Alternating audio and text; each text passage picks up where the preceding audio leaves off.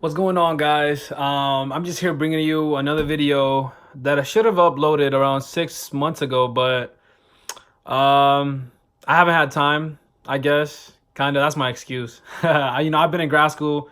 I was trying to do well this semester. Now that semester's over, back here just bringing you another video of my experience with the Nissen Fundoplication surgery that I had on July 11th, 2017. Yep, that's the date. I guess I want to start off by just talking about my pre-symptoms or symptoms before the surgery. The reason as to why I went through the surgery. I know that I remember having reflux prior to that surgery for around 2 years, but they didn't start getting bad or worse until the summer of 2016, which was it was then that things started getting just worse. It started going down. Everything started going down with my life and my health. Um, I remember prior to that summer of 2016, I used to have a lot of acid reflux, which was it wasn't bad enough for me to get surgery. It was just, I just had to take care of the way I ate, but obviously I didn't do that. I still ate a lot of, fattening foods, fried, greasy foods, you name it. And I actually gained a lot of weight as well, because I was just like, you know what? Yeah, I've been working out for so long. I was weighing around like 220, 230 maybe, and I went up to like 260, which, it's bad. People who are overweight or, not in great shape, GERD and, acid reflux and regurgitation affects you way more often than it does for someone who has a healthier lifestyle. Um, or so I read, right? But in the summer of 2016, one night I got off work and I came home, and I grabbed some McDonald's because that's the only thing that was open. And I decided to eat McDonald's, and I used to have the bad habit of eating and then going right to sleep.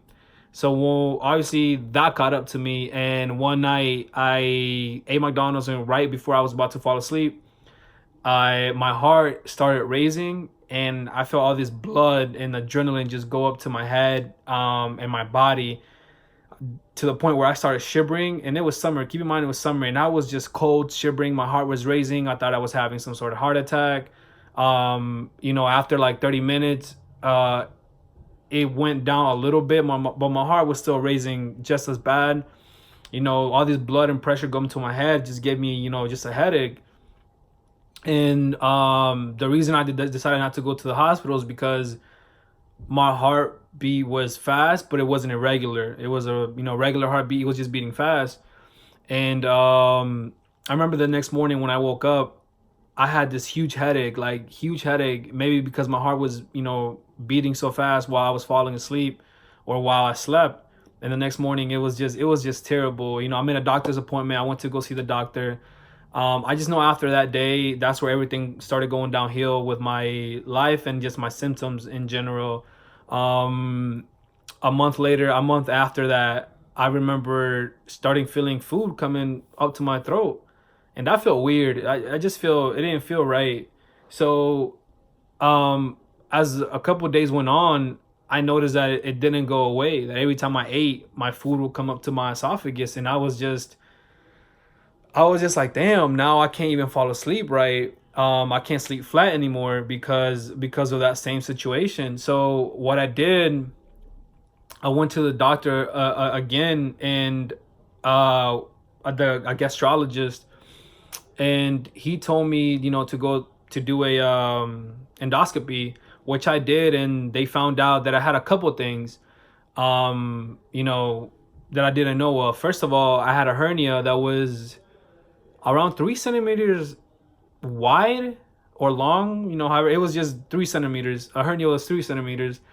I had ulcers. I also had, what else did I have? Bacteria called H. pylori. Um, so they gave me medicine for the H. pylori and the ulcers, which I took for like 2 weeks, and I felt a little bit better afterwards. But obviously, my regurgitation symptoms never went away. So it prevented me from doing any activity like sports, dancing, any sexual activity. And I'm being blunt, but that's just the way it is. You know, I want people to know exactly what I went through, because I know there's a lot of people that need help, and obviously I need help myself, and you'll see why by the end of this video. So that happened, and yeah, I was looking into things to try to see to try to help my symptoms, but the doctor recommended me getting a wedge pillow so I could get some sleep, I guess, so I can sleep better, because I was sleeping flat, and the wedge pillow that I bought was 12 inches. So I slept kind of propped it up in my bed, because some doctors tell you to like lift up your bed like 6 inches or something like that. I was just, you know what, let me buy the 12 just to make sure I'm good. Um, and it was good. It was good for a couple months, but I also went to see a doctor who, he's a cardiologist. No. He's a chiropractor that practices kinesiology. And what he does is where stomach pull down. So before the surgery, or before even getting the surgery, or deciding whether to go through with the surgery, I wanted to make sure that that the surgery was going to help me, right? So I went to LA because that's where he was at. I remember him doing a couple tests, a couple lab tests on my blood to see if I was allergic to anything, to see if I was, all these tests that they were doing that regular doctors don't do, right? So what he did was, he did all his chiropractor work, and then he pulled my stomach down. And when I tell you that time he pulled my stomach down, and he was like, you know what, take a deep breath. And I took a deep breath, and it felt like the most beautiful thing in the world, because I had been suffering from like pain in this area, right? This my sternum, and right where my diaphragm is at, that every time I used to breathe, I felt pain because of the symptoms that I had, all my regurgitation and all, whatever was going on in here. So I started crying. I was just tearing up. I couldn't even talk to him. He was like, you know what, let me leave you in the room for 5 minutes. And that day I found out, I was like, okay, these are my problems. This is my symptoms. Like, I have a problem with my hernia. I have a problem with my stomach because it's pushing up into my diaphragm. And that's what the surgery was for. So what they recommended me is to keep doing that. The only problem is I don't live in LA. I live in Atlanta. So when I came back, I couldn't really find a doctor that really practiced what they practice. So I said to myself, you know what, let me go through a surgery, because I looked at plenty of videos that have been successful. And then there was a couple of people my age. At that time I was 24. I'm 25 now. So I was like, let me go through with the surgery, because I don't want to be like this. Plus, if the acid, keeps getting worse, there's a chance that, eventually can develop to cancer in the future, as you guys have read, or if you don't know, now you know. And I'm not quoting. So that happened. I went through with the surgery. My symptoms for some reason are a little off from what the basic GERD symptoms, right? Because my problem was I had the regurgitation, but the regurgitation caused my heart to race fast. For some reason, something triggers it around this area. I don't know if because of my diaphragm. And I've read all these like sources that say, there's like nerves going down that go through your heart, and then your stomach or your esophagus. I know there's a vagus nerve that I've read about that connects to that. So if you have problems with like when you eat and then your heart raises, I had that. I had, every time I ate, my heart would raise, and I would just feel headaches. And I'm still trying to find out why that causes it, like what happened. So I went through with the surgery. Once I got out the surgery, soon as I got out, I swallowed, and my heart started raising fast. It was just, I'm guessing because of whatever the doctor did here, he, whatever they touch in this area, it was still inflamed. It was brand new. And obviously your body had to get used to the surgery. So that lasted for about a week or no, about a day or two. But I got out of the hospital the next day. So he told me, you know what, the surgery came out perfect. I like how it went. Um, I got, you know, permission to do everything that I wanted. You lift weights, do whatever I wanted, swim, you name it. And the first couple, once I got out the surgery, I just remember just this pain, this bloating, this air in my left shoulder, and I felt pain also as well on my surgical sites, and then bloatiness that has never gone away. It has not gone away yet. So for you guys that are wondering, from my experience, I get bloated so much now, and I have so much air in my intestines that I've gotten MRIs and X-rays, and doctors say that like some of my intestines, my lower intestines or my small intestines, I think, are inflamed. But I think it's because so much air is there, right? So every time I eat, you know, a lot of gas comes out, and that's bad. I didn't have that before the surgery, so that's a cons that, you know, I can't avoid now. But and that's not helpful after the surgery, because when I do eat, I have to wait a while because I can't get too full, because there's so much gas that's created by the food. Because remember, once you do the surgery, they try to close your esophagus, and then obviously the air doesn't come out as much from here, so it has to go the other way, right? So that's that. So the bloating in the air, it was bad, and it's still bad now. So for those of you guys that are wondering or concerns, if you want to get the surgery or not. But my acid definitely went away, had no more acid. I lasted for a while, actually. I didn't have any acid or symptoms of acid or anything like that. So I got off all the medication. Let's see what else. So I was good, but the only thing that I was disappointed with, it was just the fact that my regurgitation was still there, and that's what I'm still struggling with now. So my regurgitation symptoms are still there, and I haven't found one person that's going through the same thing with regurgitation, and then with your heart raising, or whenever you put pressure or exercise on this area, my heart races to the point where I'm having like a heart attack, or like I'm about to faint. And that's a little stressful. But you know, there's days that I feel it just sucks. It just sucks going through this.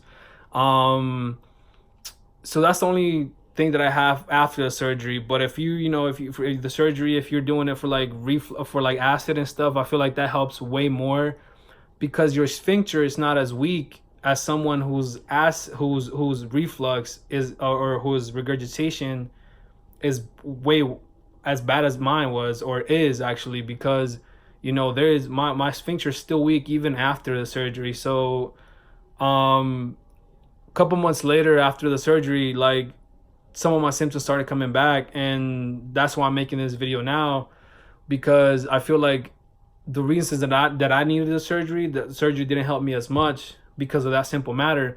Because I went to the post-op a month after the surgery, and I talked to the surgeon, and I told them about my symptoms. I was like, you know, my regurgitation symptoms are still not gone. He was like, you know, right now there's nothing we can do about it, because if we go back inside and we close up the sphincter even more and we make it tighter, there's a possibility that I wouldn't be able to swallow. And that's even worse, because then I won't be able to eat any food, right? I will be on liquids all the time. And I said, you know what? I'm gonna give it time, see what happens. You know, I started grad school, and that's what I've been doing full time. And it's been a struggle, because there's times where I can't really sleep. I can't really get some, you know, night's sleep. I can't exercise. I still can't exercise. A year later, right after the surgery, I was able to do some exercises because I was fresh off. You know, everything was good, but my regurgitation symptoms were so bad that I felt like it kept bothering the surgery. It kept bothering, you know, just that part of my body. And then like my pain, it's back to my esophagus, my diaphragm. And you know, it's affecting my heart, or my not my heart rhythm, but just the fact that it raises for some reason, and it reacts to whatever's going on in this area, because they're so close to each other, right? So Do I regret the surgery? Not at all. Because I just didn't understand exactly, even though I had done a lot of research. I feel like I have like a PhD in this crap, right? I've done so much research, but um, there's a lot of things that helped me, and that I knew that the surgery would have helped me, and to some point it did. But like I said, acid was not really my main concern. Well, my main concern was the regurgitation, right? So now I'm looking into the Linx surgery, um, because what the Linx does, it reinforces my sphincter from going from this to actually being as supposed to be, right? Tight. So I'm looking into that surgery, and I'm asking questions. You know, I'm doing my research to see what will help me. So I will have to undo the Nissen Fundoplication, and just, you know, go for the to the surgeon to go in and implant the Linx, right? It's like a bracelet. I call it like a little bracelet, right? Because it goes around your esophagus, and for me, I feel like that's my best bet because my sphincter is so weak. So that's, you know, that's where I'm at now. You know, I still get those headaches sometimes when I eat, or whenever I duck or like push something, or I squat up. You know, I still get those headaches, and it's hard for them to go away, and or that rush, because whatever's going on here, it's bothering it. I don't understand what it is, so I'm not playing sports, exercising, or even, you know, any physical activity. So, and you know, that's a struggle. So that's the reason I'm maybe looking into more into another surgery or other things that might help me. And that's that for me, guys. I know I didn't go so much into detail into like my whole, like, the symptoms that I had. You know, I went through like the top things that I felt. Then I feel like most of you guys might have gone through, but there's a lot of things that I've done to try to help me. A lot of remedies that I've tried. You know, if you're deciding whether to go with the surgery or not, just keep doing your research. Keep trying to keep looking at things. Like I told you, I don't regret the surgery because it did help me, but it just didn't help me to the extent that I wanted it to help me. So now I feel like the surgery is like my body's not used to whatever happened in this area, that it's affecting me more now, if that makes any sense. So um now I'm looking into the Linx, like I said before, and hopefully that will help me with my regurgitation issues, period. So what I can tell you is, there's a Facebook site. No, there's a Facebook page for the Linx and the Nissen Fundoplication. People who have gone through the surgery, who have years with the surgery, and they're great now. You know, they're doing well, and it's, you know, it's amazing to hear the positive stories for the Linx and the Nissen Fundoplication surgeries. So you can go to Facebook and join a group. Ask any questions you want, because they're willing to answer it. Because what's a better way to ask someone than what's a better way to get answers than ask someone who has actually gone through all those experiences, and it's worth it. I promise it's worth it. So if you guys want to reach out to me through the comments, or add me on social media, or, you know, anything, I respond fast, because, you know, I'm just not trying to help people. I'm actually trying to get help for myself as well, because I feel like we're a whole community and we're just trying to help each other out, right, guys? So if anything, just drop a comment, or let's talk, because I made another video on my catheter ablation, and, you know, there's people that comment, and I'm just like, you know, damn, you know, they're going through worse things than I am. Like, you're not the only one out there. You're not the only one that's going through your symptoms, or even worse. So, you know, thank you guys for watching, and if anything, just let me know. And I'm here to help, guys. Thank you so much.